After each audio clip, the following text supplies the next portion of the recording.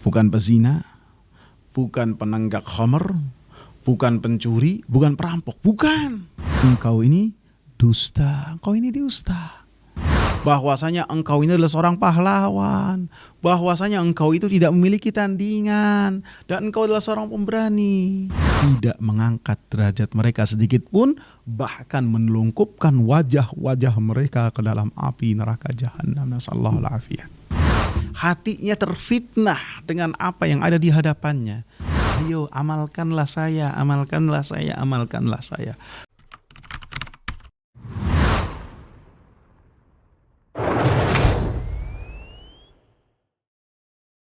Bismillah.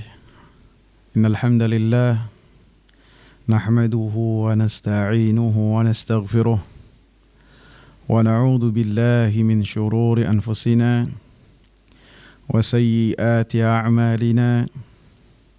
Man yahdihillahu fala mudilla lahu wa man yudlil fala hadiya lahu. Asyhadu an la ilaha illallah wa asyhadu anna Muhammadan abduhu wa rasuluh. Hadirin wal hadirat jamaah sekalian yang saya muliakan. Pada pertemuan yang lalu kita membahas tentang keutamaan-keutamaan yang besar yang berkaitan dengan mempelajari Al-Quran dan Sunnah Nabi Sallallahu Alaihi Wasallam yang biasa kita namakan sebagai al-ilmu. Dalam ayat-ayat dan hadis-hadis yang kita bawakan, bahwasanya Allah Subhanahu wa taala mengangkat derajat orang-orang yang memiliki ilmu, yang memiliki Al-Qur'an dan As-Sunnah. Dan orang-orang yang memiliki rasa takut kepada Allah Subhanahu wa taala dengan takut yang benar dan dengannya makin dekat kepada Allah Subhanahu wa taala dan memiliki pengagungan kepada Allah Subhanahu wa taala, mereka lah orang-orang yang memiliki ilmu. Orang-orang yang mereka mengorbankan waktunya untuk belajar, untuk menghadiri majlis-majlis ilmu. Telinganya didengarkan dengan apa yang dikatakan oleh Allah Subhanahu wa taala dan apa yang dikatakan oleh Rasulullah sallallahu alaihi wasallam. Maka kita sebutkan pada pertemuan yang lalu, mereka adalah orang-orang yang mendapatkan kebaikan. Mereka lah orang-orang yang diinginkan kebaikan oleh Allah Subhanahu wa taala. Dan kita pun menyebutkan bahwasanya orang-orang yang keluar dari rumahnya dalam rangka menghadiri majlis ilmu, maka dengannya Allah Subhanahu wa taala akan mudahkan baginya untuk masuk surga. Para malaikat akan meletakkan sayap-sayapnya kepada penuntut ilmu ridha terhadap apa yang telah mereka lakukan. Orang-orang alim yang mengajarkan kepada manusia Al-Quran dan As-Sunnah, maka semua yang ada di langit dan yang ada di bumi akan beristighfar kepada Allah Subhanahu wa taala untuk orang alim tersebut. Dan Rasulullah sallallahu alaihi wasallam sebutkan bahwasanya para ulama, orang-orang yang mengerti Al-Quran dan As-Sunnah, mereka adalah pewaris para nabi. Karena para nabi tidaklah mewariskan dinar, tidaklah mewariskan dirham, akan tetapi yang mereka wariskan adalah ilmu yang bermanfaat, yang dengannya mereka mendekatkan diri kepada Allah Subhanahu wa taala. Keutamaan-keutamaan yang sangat banyak, bahkan banyak sekali yang tidak kita sebutkan, akan tetapi sedikit yang saya sebutkan mudah-mudahan menjadikan kita lebih perhatian terhadap Al-Quran dan Sunnah dan menghadiri majlis-majlis ilmu. Akan tetapi harus kita ingat keutamaan-keutamaan yang banyak yang berkaitan dengan Al-Quran, mempelajari Al-Quran dan As-Sunnah tidaklah didapat oleh seseorang kecuali dengan memperhatikan dua hal yang sangat besar. Sehingga keutamaan-keutamaan tersebut tidak mungkin diraih oleh seseorang kecuali memperhatikan dua hal yang besar. Satu di antaranya adalah al-ikhlas. Ikhlas kepada Allah Subhanahu wa taala ketika menghadiri majlis-majlis ilmu. Ketika belajar Al-Qur'an dan As-Sunnah, haruslah motivasinya supaya mendapatkan ridha Allah Subhanahu wa taala. Haruslah motivasinya adalah mencari ganjaran dari Allah Subhanahu wa taala. Sehingga ketika dia menghadiri majelis ilmu dalam rangka menghilangkan kebodohan dari dirinya. Sehingga yang berkaitan dengan ibadah dia mengetahui, yang berkaitan dengan akidah dia memahami, yang berkaitan dengan syirik kepada Allah Subhanahu wa taala dia mengerti sehingga menjauh dari hal tersebut. Bukan hanya berkaitan dengan dirinya, akan tetapi mengangkat kejahilan dari umat ini. Diawali dari orang-orang yang terdekat, dari keluarganya dan orang-orang yang sekitar. Sehingga penuntut ilmu yang dengannya mereka mendapatkan keutamaan dari Allah Subhanahu wa taala seperti yang dijabarkan oleh Rasulullah sallallahu alaihi wasallam, baik yang termaktub dalam Al-Qur'an dan sunnah Nabi sallallahu alaihi wasallam. Mereka orang-orang yang berupaya ketika menghadiri majlis ilmu supaya bermanfaat dengan ilmu yang ia dengar, yang ia dapat. Bukan dengan maksud yang lain. Bukan ketika menghadiri majelis ilmu dalam rangka mencari relasi, bukan. Bukan ketika menghadiri majelis ilmu dalam rangka mencari calon mertua, bukan. Bukan juga yang selainnya dari perkara-perkara dunia, kan tapi ketika menghadiri majelis ilmu dalam rangka dia mendapatkan ridha Allah, menjadikan dirinya mengambil manfaat dari ilmu tersebut dan memberikan manfaat kepada yang lainnya. Maka apabila seorang mencari ilmu dalam rangka mengharapkan wajah Allah Subhanahu wa taala, dalam rangka mendapatkan apa yang telah Allah Subhanahu wa taala janjikan, maka dengannya dia mendapatkan keutamaan-keutamaan yang tadi kita sebutkan, baik dalam muqaddimah dalam kesempatan kali ini ataupun dalam pertemuan yang lalu yang kita jabarkan satu persatu dalil-dalilnya.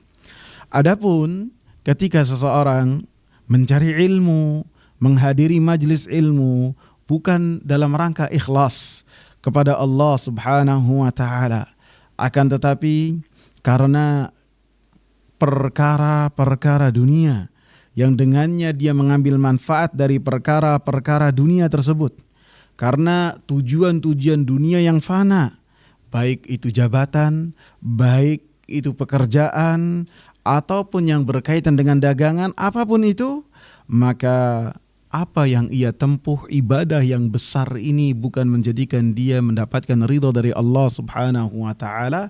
Apabila niatnya sudah terkotori dengan perkara-perkara dunia, maka yang ia dapat adalah murka dari Allah Subhanahu wa taala. Sehingga menunjukkan dia melakukan dosa besar. Antum bayangkan satu ibadah yang sama.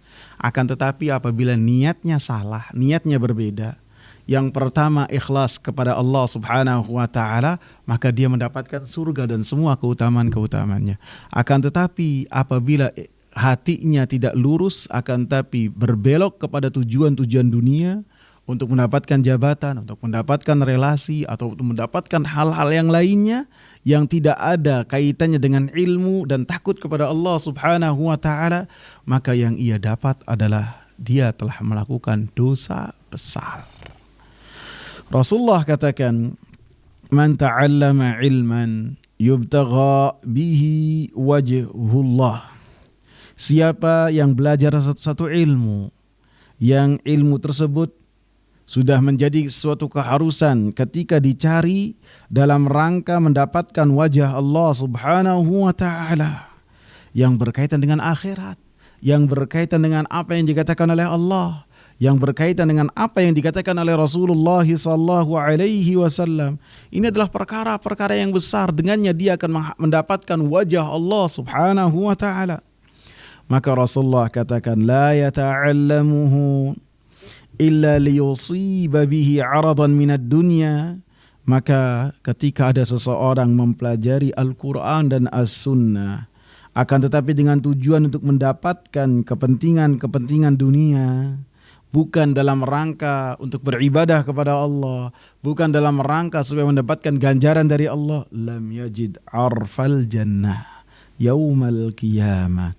Maka dia mendapatkan ancaman bahwasanya dia tidak akan mencium baunya surga. Mencium baunya surga saja dia tidak dapat. Padahal dalam hadis yang lain Rasulullah sallallahu alaihi wasallam mengatakan, wa inna rihaha la yujadu min masirati sab'ina ama, dan sungguhnya baunya surga, wanginya surga akan didapat oleh seorang sejauh 70 tahun dari perjalanan menuju surga tersebut. Dia akan mencium bau surga tersebut, mencium wanginya surga, semerbak harum ke sana kemari. Akan tetapi bagi orang-orang yang dia belajar Al-Quran dan As-Sunnah, akan tetapi dia niatnya tidak lurus kepada Allah Subhanahu wa ta'ala, dia tidak mencium bau surga. Ini menunjukkan ancaman yang sangat besar dari Allah Subhanahu wa ta'ala. Apabila menciumnya saja tidak dapat, lebih-lebih untuk masuk ke dalam surga tersebut, maka tidak masuk ke dalam surga tersebut.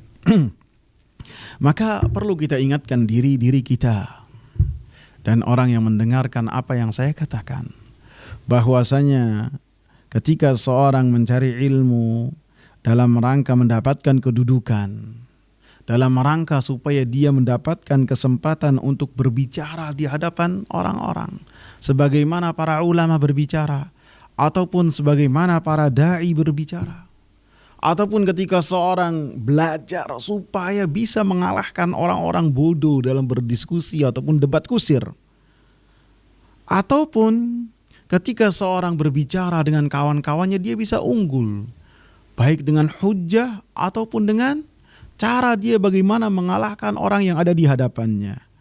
Maka ketika dia memiliki keinginan yang demikian, ataupun ketika dia belajar dalam rangka supaya dia bisa berbicara, memegang mic, khutbah, menyampaikan, maka ini semua diancam oleh Rasulullah sallallahu alaihi wasallam, yang mana apa yang dikatakan oleh Allah Subhanahu, apa yang dikatakan oleh Rasulullah adalah wahyu dari Allah Subhanahu wa taala. Rasulullah katakan, la ta'allamu al-ilma litubahu bihil ulama. Janganlah kalian belajar ilmu agama dalam rangka berbangga-bangga untuk mengalahkan para ulama. Au litumaru bihi sufaha, ataupun untuk berdebat dengan orang-orang bodoh. Au litasrifu wujuhan nasi ilaikum, ataupun belajar supaya pandangan-pandangan manusia itu senantiasa mengarah kepada kalian. Dimanapun kalian berada, pandangan manusia menuju kalian, artinya kalian terkenal. Maka kata Rasulullah, siapa yang melakukan 3 hal ini, mengalahkan para ulama, berbangga-bangga sehingga meremehkan para ulama, kemudian berdebat kusir dengan orang-orang jahil, dan supaya pandangan manusia menuju kepadanya ketika menuntut ilmu karena tujuan ini, maka kata Rasulullah, fahuwa finnar, maka orang tersebut di dalam api neraka. Nasallallahu al-afiyah. Nasallallahu al-afiyah.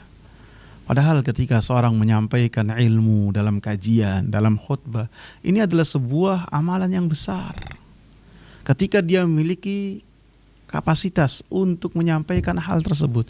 Akan tetapi ketika seorang belajar dengan tujuan mengambil jatah para ulama ketika menyampaikan ilmu, maka ini tidak boleh. Memberikan manfaat dengan mengangkat kejahilan dari orang-orang sekitar, tidak harus menyampaikan di atas mimbar, tidak.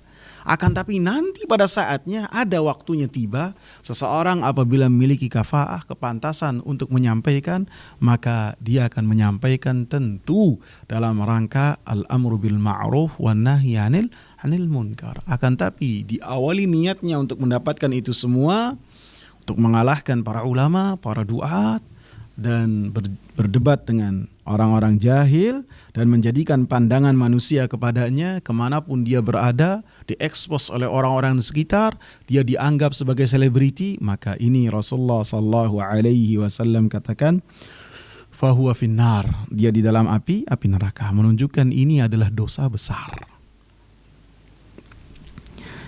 Dalam hadis lain Rasulullah sallallahu alaihi wasallam katakan, man talabal ilma liyujariya bihil ulama, siapa yang menuntut ilmu ini yang dicari oleh dia adalah Al-Quran dan As-Sunnah, yang dia cari adalah perkataan-perkataan mulia dari Allah subhanahu wa ta'ala dan kekasihnya, akan tetapi tujuannya bukan untuk ridha Allah, akan tapi supaya mengalahkan orang-orang alim yang ada di sekitarnya, ataupun untuk berdebat dengan orang-orang bodoh dengan apa yang ia ketahui,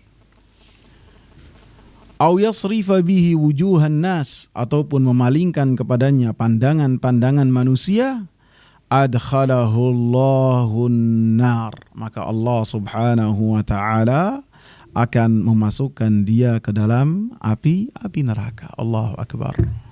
Ini menunjukkan perkara ini tidak boleh dianggap remeh. Haruslah seseorang berusaha ketika belajar untuk dia banyak-banyak berdoa kepada Allah subhanahu wa ta'ala supaya dimudahkan baginya untuk mendapatkan keikhlasan, dan senantiasa berupaya untuk mendapatkan keikhlasan dan berdoa kepada Allah supaya diberikan taufik untuk senantiasa ikhlas kepada Allah subhanahu wa ta'ala. Begitu juga salah satu sarana yang membantu seseorang untuk dia mendapatkan keikhlasan kepada Allah subhanahu wa ta'ala dalam beribadah, memaksakan diri untuk menghadiri majelis-majelis ilmu. Walaupun bisa jadi di awal langkah dia menuntut ilmu, pada saat itu bisa jadi masih belum ikhlas. Akan tapi ia paksa sampai menghadiri majelis ilmu, sampai dengannya dia mendapatkan keikhlasan di hatinya dari Allah subhanahu wa ta'ala. Para ulama sebagian mengatakan, kalau tidak salah dikatakan oleh Al-Imam Mujahid Ibn Jabr, salah seorang ulama besar, murid dari Al-Imam Abdullah ibn Abbas, dan beliau adalah ahli tafsir. Perkataannya dalam tafsir dicantumkan dalam banyak buku tafsir. Beliau mengatakan, talabna hadzal ilma li ghairillah, kami mencari ilmu ini bukan karena Allah awalnya. Fa aba an yakuna illa lillah, maka Allah subhanahu wa ta'ala menolak kecuali untuk Allah subhanahu wa ta'ala. Sampai mereka ikhlas, maka kemudian Allah subhanahu wa ta'ala jadikan mereka termasuk orang-orang yang ikhlas dalam menuntut ilmu. Termasuk juga sarana yang penting untuk seseorang mendapatkan keikhlasan dalam menuntut ilmu, memperbanyak ibadah kepada Allah subhanahu wa ta'ala. Perbanyak ibadah. Karena keimanan di hati seseorang yang berkaitan dengan ikhlas akan bertambah dengan ketaatan kepada Allah subhanahu wa ta'ala. Dekatkan diri dengan Al-Quran. Perbanyak baca Al-Quranul Karim. Niscaya ia akan merasa lebih dekat kepada Allah subhanahu wa ta'ala. Dengannya akan lebih dimudahkan untuk mendapatkan ikhlas dalam beribadah kepada Allah, di antaranya dengan ketika seseorang menuntut ilmu. Dan para ulama banyak sekali membahas tentang hal ini, tentang bahwasanya seorang penuntut ilmu harus ikhlas kepada Allah, karena ini amalan yang besar. Amalan yang telah kita sebutkan, amalan-amalan sunnah yang paling afdal di sisi Allah subhanahu wa ta'ala adalah ketika seorang mencari ilmu. Akan tetapi ketika tujuannya bukan wajah Allah, bukan ridha Allah, bukan ganjaran dari Allah, bukan surga dari Allah, bukan ampunan dari Allah, akan tapi tujuannya mendapatkan predikat sebagai seorang alim, sebagai orang yang pandai membaca Al-Quran, sebagai orang yang memiliki gelar-gelar yang sangat banyak pada dirinya ketika namanya dicantumkan, maka ketahuilah ini semua bukan keikhlasan kepada Allah subhanahu wa ta'ala. Rasulullah sallallahu alaihi wasallam katakan, Inna awwala ma awwala Inna awwalan nasi yuqda yaumal qiyamah alaihi rajulun ustushhid. Sesungguhnya manusia yang pertama kali dihisab oleh Allah Subhanahu wa taala pada hari kiamat orang-orang yang memiliki amalan-amalan yang besar. Bukan pezina, bukan penenggak khamr, bukan pencuri, bukan perampok, bukan. Akan tetapi yang pertama kali dihisab 3 orang yang memiliki amalan yang besar. Disebutkan oleh Rasulullah sallallahu alaihi wasallam dalam hadis yang telah dikeluarkan oleh Imam Muslim bersumber dari sahabat Abu Hurairah. Yang pertama rajulun, saya bacakan secara keseluruhan supaya bisa menjadikan kita lebih memperhatikan amalan hati kita, supaya ketika beramal dalam setiap ibadah ikhlas kepada Allah Subhanahu wa taala.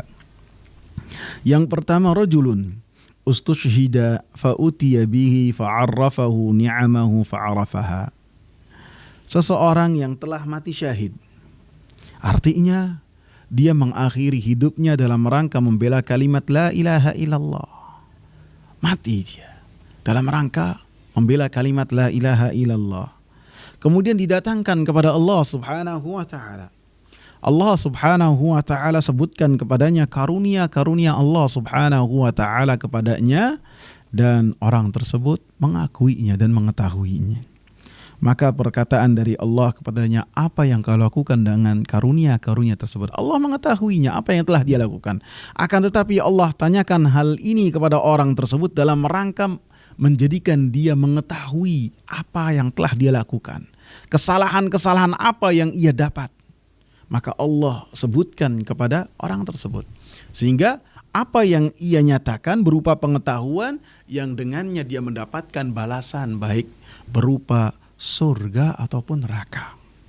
Karena ilmu Allah meliputi yang telah lalu, yang sekarang dan yang akan datang. Dan yang akan datang apabila tidak demikian apa yang terjadi, Allah Subhanahu wa ta'ala mengetahui itu semua. Maka orang ini mengatakan, qataltu fika hatta istushhidtu. Saya telah berperang di jalanmu, ikhlas kepadamu, memurnikan ketaatan kepadamu sampai saya terbunuh di dalam medan perang tersebut.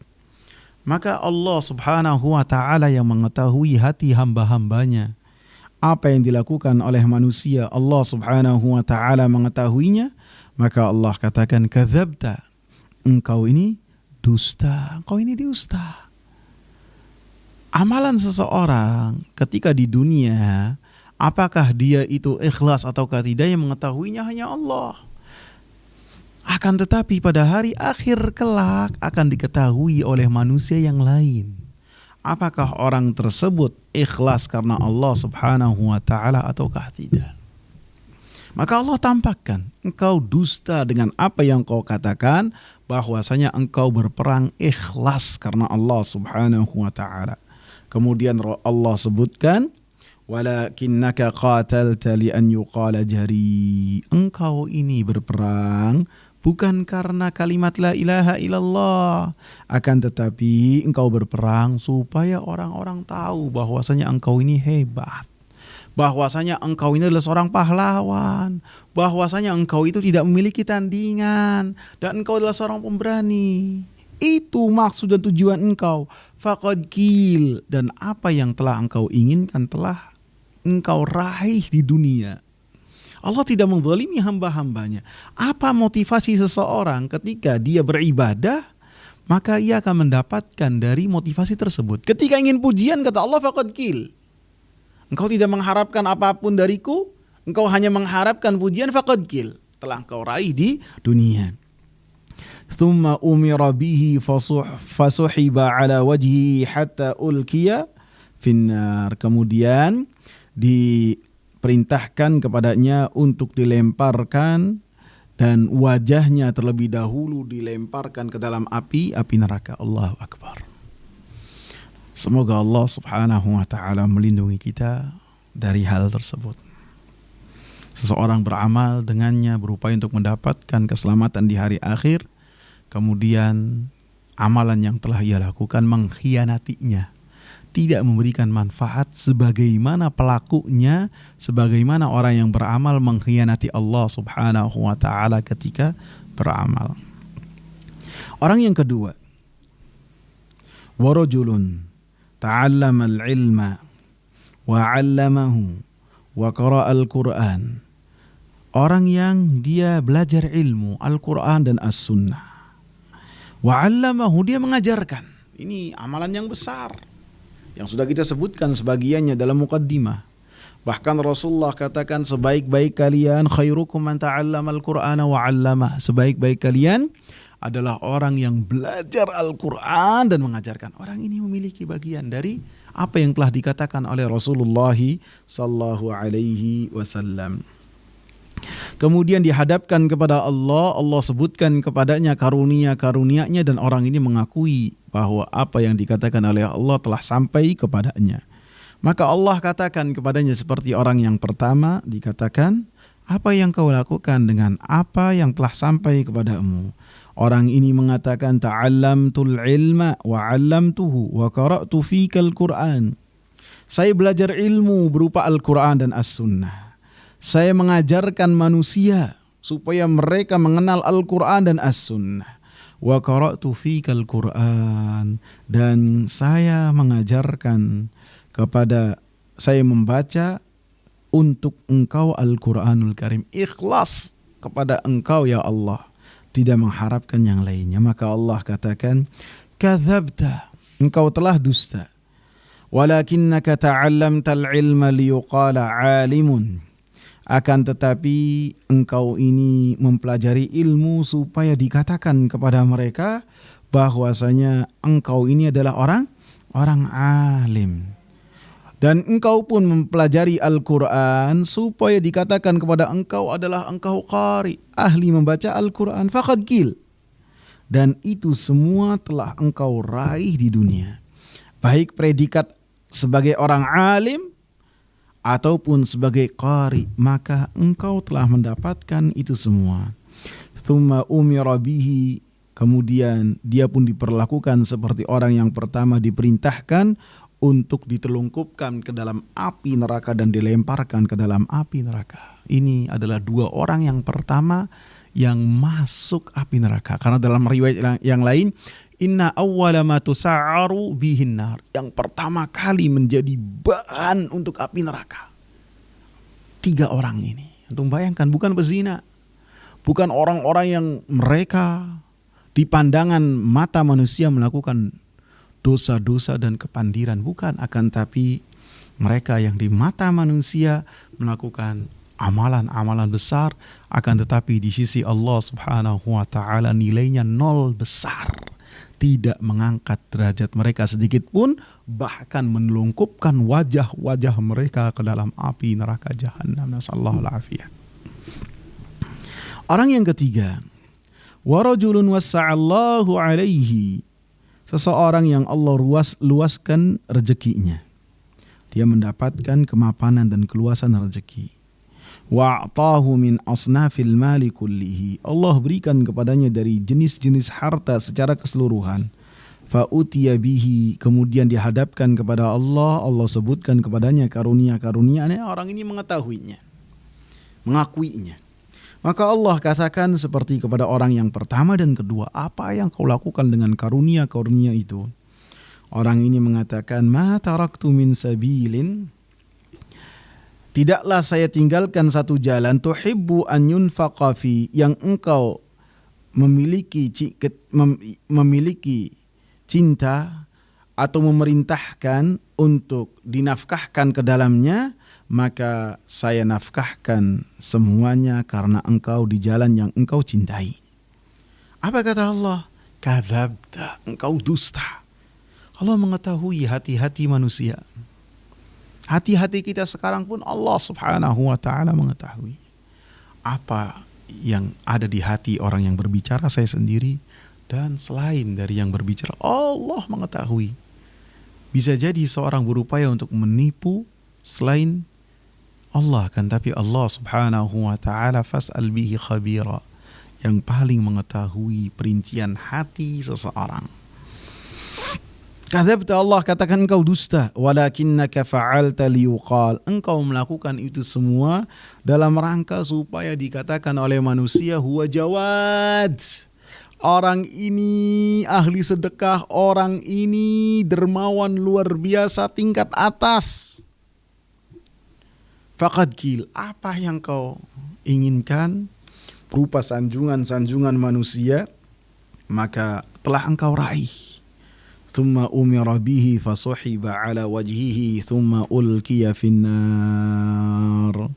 Kemudian diperintahkan untuk dicampakkan ke dalam api neraka dan dimasukkan ke dalam api neraka. Nasallahu al-afiyah. Amalan-amalan yang besar. Berperang di jalan Allah dan mati syahid, Allah Subhanahu wa taala katakan sebagai dzirwatu sanamil Islam, puncak tertinggi dalam keislaman.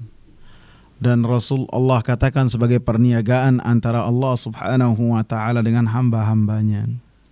Akan tetapi ketika tidak ada ikhlas di dalamnya, maka Allah Subhanahu wa taala lemparkan orang ini pertama ke dalam api neraka. Begitu juga orang yang belajar dengan keutamaan-keutamaan yang banyak dalam mempelajari Al-Quran dan As-Sunnah, yang seharusnya dia makin ikhlas kepada Allah, dia makin memiliki pengagungan kepada Allah, kan tapi yang ia agungkan adalah manusia. Dia berupaya untuk mendapatkan sanjungan dan ridha manusia, lalai terhadap ridha Allah Subhanahu wa taala. Allah pun hinakan orang yang memiliki amalan yang mulia. Yang ketiga, orang yang dia ini berjihad di jalan Allah Subhanahu wa taala dengan hartanya. Amalan yang sangat besar. Tidak ada satu tempat untuk dia bersedekah yang jalan tersebut diridhoi oleh Allah kecuali dia bersedekah di tempat tersebut. Akan tapi apa? Ketika hatinya kosong dari pengagungan kepada Allah, yang ada adalah pengagungan kepada manusia, Allah Subhanahu wa taala campakkan mereka ke dalam api neraka. Sehingga dari hadis ini dan hadis-hadis sebelumnya menjadikan kita ini harus memperhatikan amalan hati kita. Kita harus banyak memperbaiki niat-niat kita. Apabila kita mendapatkan kebaikan dalam niat-niat kita, maka ingat, itu adalah karunia dari Allah Subhanahu wa taala. Kita harus banyak-banyak memuji Allah Subhanahu wa taala. Tidak boleh seseorang ketika dia beramal kemudian memiliki keikhlasan kemudian dia pongah, kemudian dia sombong, dia terpedaya dengan dirinya, dengan apa yang telah dia lakukan. Tidak boleh. Akan tetapi haruslah seseorang itu takut terhadap fitnah. Hatinya terfitnah dengan apa yang ada di hadapannya. Hatinya tergelincir keluar dari rel keikhlasan kepada Allah Subhanahu wa taala. Harus senantiasa berada di atas koridor ikhlas kepada Allah Subhanahu wa taala. Hati-hati manusia di jari jemarinya Allah Subhanahu wa taala.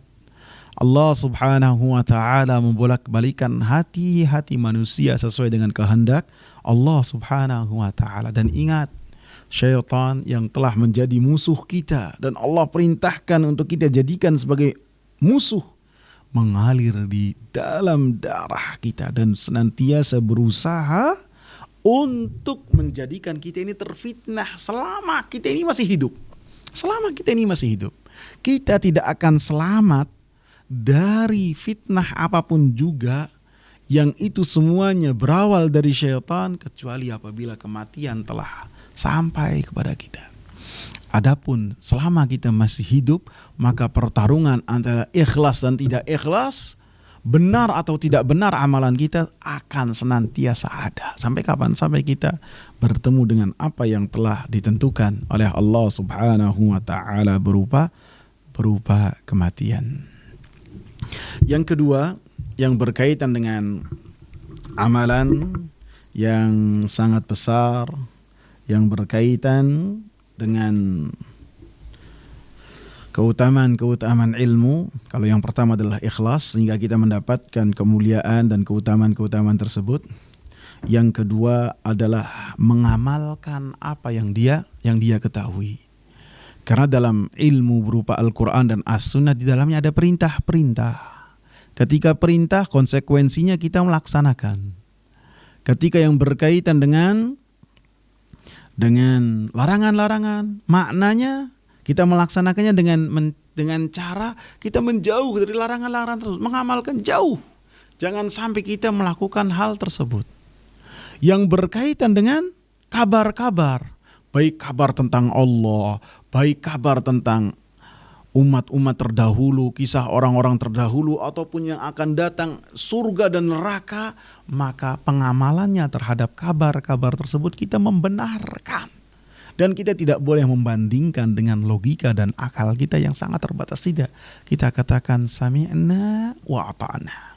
Kita membenarkan apa yang datang dari Allah Subhanahu wa ta'ala. Maka itu adalah pengamalan terhadap apa yang kita ketahui. Maka ketika penuntut ilmu dia sudah menjadi keharusan bagi dia untuk dia mengamalkan apa yang dia ketahui. Semuanya dalam rangka mendekatkan diri kepada Allah Subhanahu wa ta'ala. Sehingga yang berkaitan dengan perintah ia laksanakan, yang berkaitan dengan larangan dia paling jauh dari larangan tersebut, dan yang berkaitan dengan kabar-kabar ia benarkan kabar-kabar tersebut. Akan tetapi ketika ada orang-orang yang bisa jadi di mata kita, atau kita ingatkan diri-diri kita, kita tidak berbicara orang lain. Ketika mendapatkan perintah Al-Quran dan As-Sunnah, baik perintah ataupun larangan, kemudian menyelisihi hal tersebut, tidak mendekatkan kepada Allah Subhanahu wa ta'ala dengan pengamalan Al-Quran dan As-Sunnah, maka ketahuilah, maka ia dalam bahaya yang besar terhadap apa yang ia ketahui, dan dia tidak mendapatkan keutamaan-keutamaan yang banyak dari penuntut ilmu. Rasulullah sallallahu alaihi wasallam katakan, Ataitu laylata usriya bi ala qaumin tuqradu shifahuhum bimaqaridha min nar. Saya datang kepada satu kaum di malam ketika saya diisrakan oleh Allah Subhanahu wa ta'ala. Saya dapati kaum tersebut, bibir-bibir mereka digunting dengan gunting dari api neraka. Nabi SAW terkaget-kaget dengan apa yang beliau lihat. Azab yang sangat mengagetkan Nabi SAW, sehingga Nabi SAW bertanya kepada malaikat Jibril, siapakah mereka? Sehingga lisan-lisan mereka digunting dengan gunting dari api neraka. Maka malaikat Jibril mengatakan, khutaba min ummatik, mereka adalah ahli-ahli pidato dari umatmu. Alladzina yaquluna ma la yaf'alun. Mereka berkata, menganjurkan manusia untuk melakukan ini, itu, akan tapi mereka sendiri tidak melakukannya. Memerintahkan manusia untuk mereka ikhlas kepada Allah, akan tetapi dia sendiri tidak ikhlas kepada Allah Subhanahu wa ta'ala. Memerintahkan manusia bahwasanya Allah dan Rasulnya memerintahkan kita untuk salat berjamaah, akan tapi dia sendiri salatnya tidak berjamaah. Memerintahkan manusia, orang-orang yang beriman, supaya mereka bersedekah, akan tapi dia sendiri tidak ada di jalur tersebut. Maka kata Rasulullah SAW, mereka di api neraka akan mendapatkan azab yang dengannya Nabi SAW terheran-heran darinya. Sehingga ini menunjukkan setiap ilmu yang sampai kepada kita, maka kita mengamalkan ilmu tersebut walaupun perkara-perkara sunnah. Kalau perkara wajib harus kita laksanakan, karena ini adalah berkaitan dengan kewajiban, harus kita laksanakan dan senantiasa kita laksanakan. Akan tetapi yang berkaitan dengan perkara-perkara sunnah, maka harus kita jaga. Misalnya yang berkaitan dengan salat rawatib, sunnah rawatib, kita jaga dalam rangka mengamalkan apa yang kita ketahui berkaitan dengan keutamaan tersebut.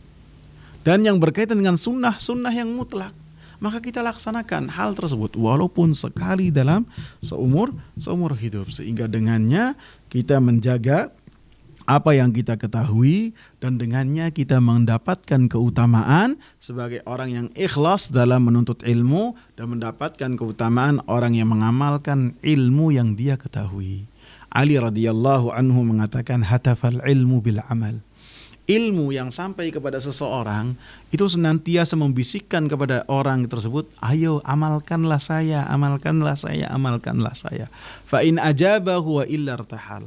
Apabila orang tersebut memenuhi apa yang dibisikkan oleh ilmu, maka ilmu akan berdiam diri di hatinya, senantiasa diingat. Akan tetapi apabila bisikan dari ilmu tersebut tidak dipedulikan oleh orang tersebut, maka ilmu itu akan berlalu dan dilupakan oleh orang yang tadinya mengetahui. Yang menunjukkan bahwasanya mengamalkan ilmu adalah sesuatu yang harus kita lakukan.